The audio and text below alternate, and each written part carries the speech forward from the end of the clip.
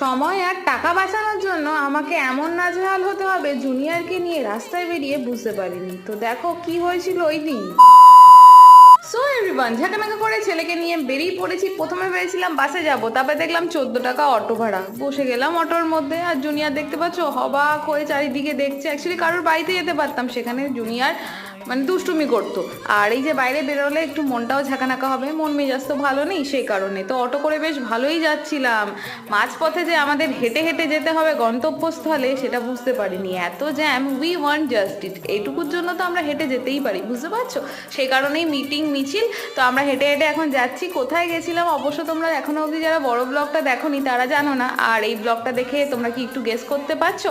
যদি না পারো অবশ্যই বড় ব্লগটা গিয়ে তাড়াতাড়ি করে দেখে নাও। জুনিয়র কিন্তু এখন খাবে হচ্ছে কেক আইসক্রিম, দিলাম কি ওকে সেটা জানার জন্য ইন ডিটেলসে বড় ব্লগটা অবশ্যই দেখে নিও।